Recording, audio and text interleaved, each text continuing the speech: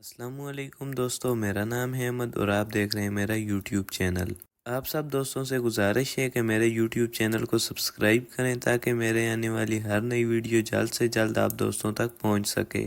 آج صبح صبح موسم کافی اچھا تھا تو میں نے سوچا کہ اپنے تمام برڈز کو دھوپ میں چھوڑ دوں تاکہ یہ دھوپ لگا سکیں۔ ہماری ڈاؤس کا بچہ بھی کافی بڑا ہو چکا تھا اور یہ اب اڑنے کے قابل ہو چکا تھا، تو میں نے سوچا کہ کیوں نہ آج اسے تھوڑا بہت اڑایا جائے۔ میں نے اسے اڑانے کی تھوڑی کوشش کی اور یہ اڑ کر دیوار پر جا کر بیٹھ گیا۔ اس کے بعد آ گیا میں اپنی مرغیوں کی طرف جو اپنے دانے ختم کر چکی تھیں۔ آج میں نے اپنے بیگم مرغے کو بھی بند کیا ہوا تھا کیونکہ وہ دوسرے مرغوں کو بہت زیادہ مار رہا تھا اور اس کے ڈر کی وجہ سے دوسرے مرغے سارا دن گھر سے شارٹ ہوئے رہتے تھے۔ اس لیے میں نے سوچا کہ چلو اسے بند کر دوں تاکہ دوسرے مرغے آرام سے گھر رہ سکیں۔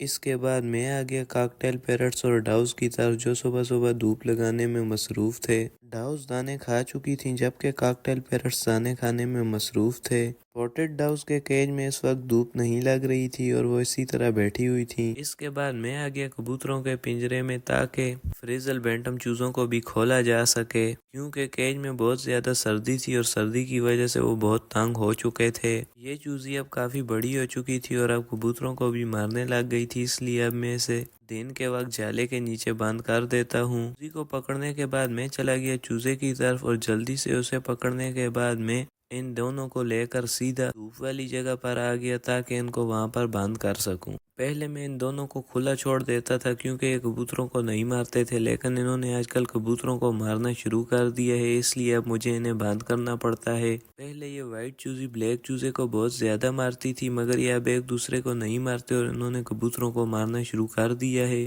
اس کے بعد میں آ گیا اس کیج کی طرف جہاں میں نے ایک ابارہ پیر بند کیا ہوا تھا۔ یہ ابارہ میل کل بیمار تھا اس لیے میں نے اسے دوائی کھلا دی تھی اور آج یہ مجھے بہتر لگ رہا تھا۔ جب میں اس کے کیج میں آیا تو میں نے دیکھا کہ اس کی فیمیل ایک انڈا دے چکی ہے۔ اس میل کی ایج بھی کافی زیادہ ہے جس وجہ سے یہ بدلتے موسم میں بہت جلدی بیمار ہو جاتا ہے۔ اسے میں نے ہلکی پھلکی دوا کھلا دی تھی تاکہ یہ ٹھیک ہو جائے۔ میں نے سوچا کہ اسے بھی تھوڑی دیر کے لیے کھول دیا جائے۔ آج جب میں اپنے کبوتروں کو کھول رہا تھا تو ہماری ڈاؤز بھی جلدی سے کیج سے نکل گئی تھیں۔ آج کل میں اپنی ڈاؤز کو اس لیے نہیں کھولتا کیونکہ باز بہت زیادہ ہوتے ہیں اور مجھے یہ ڈر لگا رہتا ہے کہ کہیں انہیں اٹھا کر نہ لے جائیں۔ آج ہماری ڈاؤز خود ہی اپنا نیسٹنگ میٹیریل لے کر جا رہی تھیں۔ میں نے بھی تھوڑی دیر کے لیے کیج کھول دیا۔ اگر میں مکمل کیج کھول دوں تو ہمارے کبوتر جلدی سے واپس چلے جاتے ہیں۔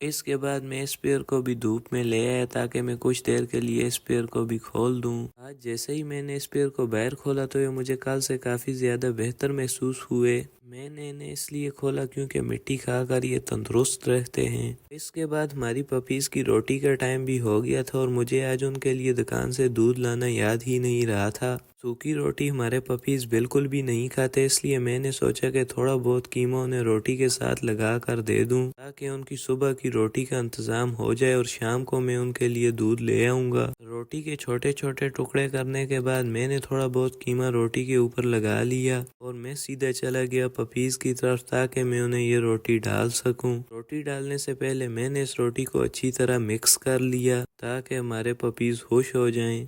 آج کل ہم نے دونوں پپیز الگ کر دیے ہیں اس لیے میں نے پہلے بلیک والے پپی کو روٹی ڈال دی اور بھوک کی وجہ سے وہ جلدی جلدی اپنی روٹی کھانے لگا۔ اس کے بعد میں براؤن والے پپی کی طرف چلا گیا اور اسے بھی اس کی روٹی ڈال دی۔ اس کے بعد میرے پاس سبزیوں کے کچھ چھلکے تھے جو میں نے اپنے چوزوں کو ڈال دیے اور وہ بھی یہ چھلکے جلدی جلدی کھانے لگ گئے۔ دوست ویڈیو پوری دیکھا کریں تاکہ آپ دوستوں کے لیے میں نئی نئی ویڈیو بناتا رہوں۔